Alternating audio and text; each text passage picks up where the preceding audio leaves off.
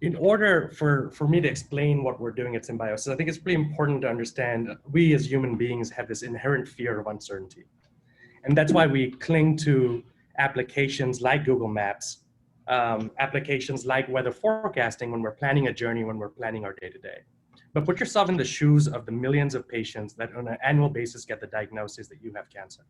Think about the uncertainty them and their families go through, as well as the uncertainty the treating oncologist goes through in terms of how they will respond to therapy.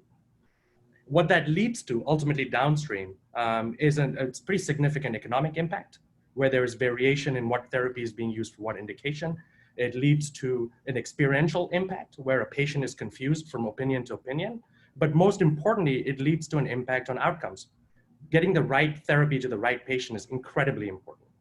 In order to eliminate that uncertainty, what SimBioSys has designed is a software as a medical device that enables the oncologist to virtualize a patient's tumor, individualize it, and using biophysical simulations, decide what therapy will work best by predicting response to multiple therapies all within that same tumor. What truly differentiates us is the foundation of the company that's based on the premise that everything in nature is governed by the laws of chemistry and physics.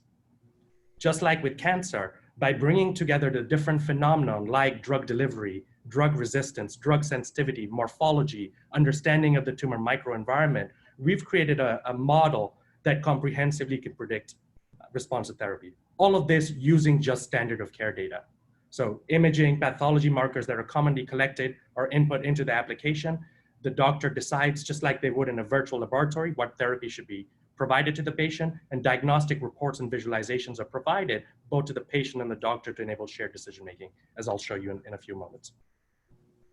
SimBioSys' TumorScope platform has already been validated in retrospective blinded studies in over 400 patients, representing different subtypes, different regimens, and the results have been absolutely stunning. The error rate is within 5% compared to what a pathologist measured or a radiologist measured during the course of that therapy. The wealth of data that's generated by the computational platform opens up an opportunity to serve what we think of are the 4 Ps of healthcare. The patient, the provider, payer, as well as the pharma industry. From a patient and provider perspective, they have the opportunity to select the right drug for the right patient, systematically de-escalate care, so use less toxicity where possible. From a payer's perspective, they have the opportunity to reduce cost of care, but also level the playing field amongst oncologists across the country, where about 70% of Americans get care in rural settings, not in MD Anderson or not at Northwestern or University of Chicago. From a pharma perspective, most pharma companies are after more and more insights to be able to increase their chances of success in clinical trials and reduce the time to market. And our offering enables them to do that. So just to give you an example of the workflow of SimBioSys, so this is an example of the software where data is input in step 1, and this is purely standard of care data, or patients or tumors are selected from our virtual library of over 1,200 tumors. Experimental therapies or standard of care therapies are selected, and response predictions are provided, both quantitative as well as visual, as you can see on your screen. If you think of that from a clinical decision-making standpoint in the clinic, this is an example of a report that we generate for every patient. It provides key insights and information on a patient-by-patient basis so they can better understand their cancer. And from a clinician's perspective, provides the predictions for each one of the therapies they would have wanted to test on this patient, both short-term in terms of objective response, but also long-term in terms of that patient's prognosis, alongside how toxic each one of those therapies are. So they can measure the risk and benefit of each therapy before making that decision. From a pharma perspective, as we mentioned, pharma continues to seek more data to make their drugs and their combinations more successful. Unfortunately, clinical trials of today are not able to stratify patients in a meaningful or actionable manner. What we're able to generate with this computational data is give them dimensions and insights on why or why not the therapy is working on patients across the spectrum. As I mentioned, this virtual clinical trial, which is critically important in the times of COVID, can be performed on our virtual tumor library that continues to grow, or patient selection can be performed in an ad hoc manner into new clinical trials. While SimBioSys is currently pre-revenue on the clinical side, we have lots of market traction by bringing on board some marquee names in the cancer industry as collaborators and partners who provided a constant pipeline of data as well as insights into the technology. Over time, we've developed a network of over 130 oncologists across the country who've validated the approach and are incredibly excited for our technology to come to market. As all of you know, the market opportunity that exists in the cancer field is pretty significant economically, but this is the single most meaningful area in healthcare to be able to make an impact today. We think of our market segments in three ways. One is the US clinical market, serving 1.8 million new cases a year that experience solid tumors. Taking that globally, that's about 18.1 million patients a year, continuing to grow year over year. And then concurrently, the pharma industry, where anywhere from 2,500 to 5,000 clinical trials are done each year in the cancer space. So think about being able to save even 10% of that provides a pretty significant market for SimBioSys. In terms of the business model for SimBioSys, we see ourselves with two business models. One, to be able to maintain a low cost of ownership on the clinical side, serving this as a software as a service offering with an annual subscription fee based on the number of cancers and the number of patients a cancer center will see. This enables affordability both for the small outpatient oncology centers as well as the large practices. For the pharma industry, we're providing a per patient or per sample analysis type offering, which is consistently used in the pharma market. From a reimbursement standpoint, we expect reimbursement to subsidize the cost of ownership for providers in the future, with FDA approval expected later in 2021. And that's when we see our potential for revenue growth with a forecast of over 70 million in 5 years. What has made this possible is an incredible team of scientists with diverse backgrounds coming together, representing different facets and different understandings of cancer, ranging from chemistry, biology, physics, deep learning, as well as our esteemed group of advisors and oncologists that work with us on a day-to-day basis. But with that, I'll open it up to questions. Great. Thank you so much, Tushar. And you're keeping the trains running on time. So thank you. Really appreciate it. So now it's time to turn you over to the Barracudas. Oh, no. Craig, do you want to kick it off? Sure. So are you able to get FDA approval without prospective studies, or would they accept retrospective studies? The trend is shifting. So more and more artificial intelligence devices are being approved with blinded retrospective studies. So that is our current assumption, is sufficiently blinded retrospective studies would suffice. But we do know in the future, to really get oncologists behind the technology, we will need to perform prospective studies. Thank you. Catherine, you know a little bit about this company. Do you have any impressions? Do you want to ask any question? Well, just in terms of an impression, I'd say, you know, the potential for de-escalating therapeutic regimens while potentially improving outcomes is a game changer. That's particularly in the context of how toxic the long-term side effects of these therapeutic regimens are. In terms of my questions, so let me start off by asking, you know, immunotherapeutics are the big new therapeutic that's being discussed in cancer. And so where does SimBioSys stand in regards to that? So SimBioSys, thank you for that question, Catherine. SimBioSys is well in motion on developing the technology and enhancing the technology to incorporate immunotherapies. What we offer on the immunotherapeutic side is very different than what's available today. So if you think about immunotherapies, the really common biomarkers are PD-1 and PD-L1 expression levels that have shown to show no stratification amongst patients that respond or not. What we're offering for immunotherapy is a little bit more comprehensive, understanding the tumor morphology, the depth of the tumor, how T cells or immune cells will actually get to different points in tumor. That makes us really unique and well positioned. So that over the course of this year, we expect to have three of the more common immunotherapies modeled within the application. Thank you. Rachel, just love to hear your impressions. Yeah, thank you so much for presenting. That was great. I would say really nicely done, and great job of keeping the level of clinical depth appropriate and knowing your audience. It's hard to do, and so I think that was executed quite well. My question relates to closing the loop as it relates to data outcomes. So I think your strategy of ultimately, proving a cost savings case for payers is quite compelling. How do you think about closing the loop both from a health outcome standpoint and then ultimately proving your cost savings case as well?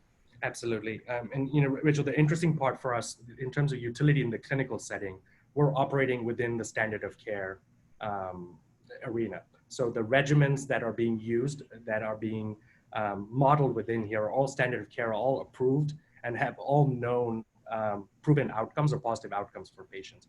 But what we're trying to capture, and you call out the payer, is the variation of care based on if you got care in the East Coast versus West Coast. That could have significant differences in the regimens that were used that are significantly expensive or less expensive based on where you care, beyond the secondary effects of the side effects that come with each one. So I think by us being able to operate within the arena, for example, taking NCCN-based regimens or recommendations as a starting point within the model, you've de-risked it from the outcome impact, but created opportunity from a cost and de-escalation standpoint. I hope that helps. It does. So while we're waiting for audience questions to come in, we have 170 of you, so don't be shy. Tushar, do you want to talk briefly about your freedom to operate, as well as your the breadth of your patent portfolio, or at least the filings? Absolutely. So Fred has become the legal Barracuda then, is that right? For the moment, but absolutely. So we received freedom to operate in as early as 2018. That allowed us to get deeper in the space. We're very close to our first patent being issued. It's already been published and has got a number of clearances in an expedited manner that would cover the technology end to end, capturing the initial data inputs to the algorithm to the outputs. In addition, we have a number of patents in process that capture discoveries that we've made both on the technical and scientific side. Good, thank you.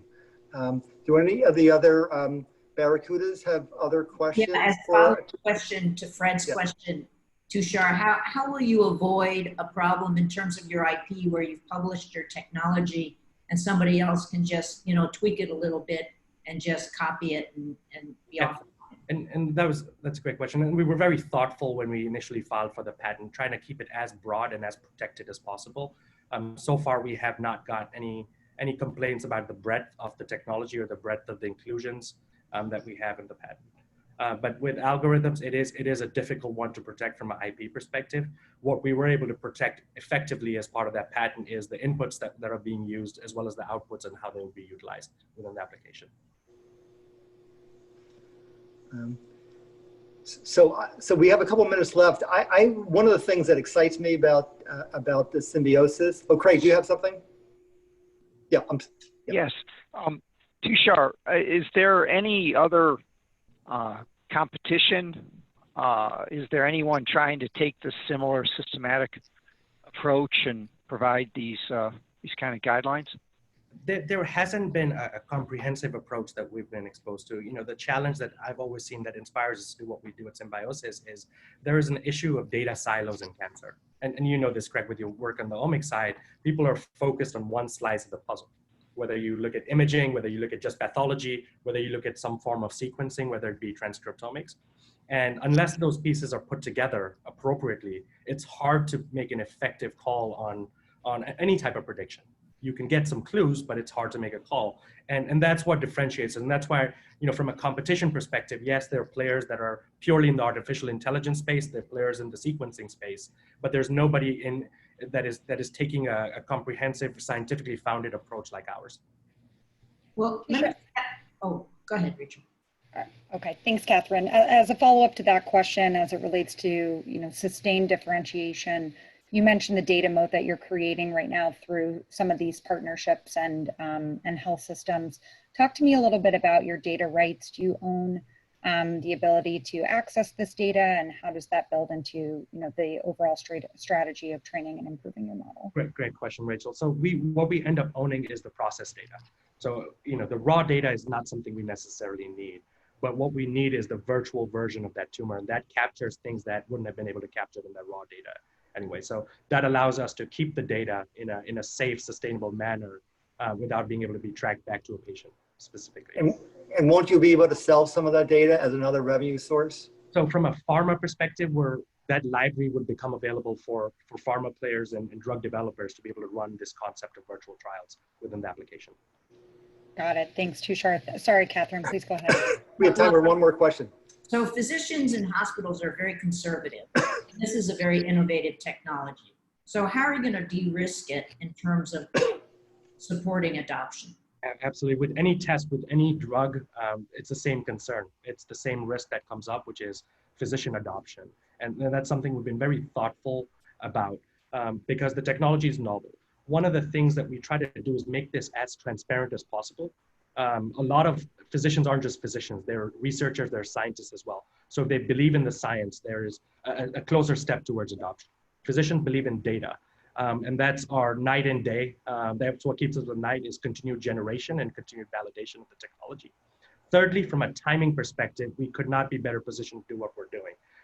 If you look at the presentations at the big conferences, ASCO, San Antonio for breast cancer, the focus, about 60% of the presentations have focused on de-escalation of care from physicians who are finally starting to recognize that fewer drugs can be given to the same patient for the same outcome. So when we're bringing this to market from a timing standpoint, there's already acceptance that there's no systematic way to do de-escalation of care without adoption of technology. And that's helping our cost effort.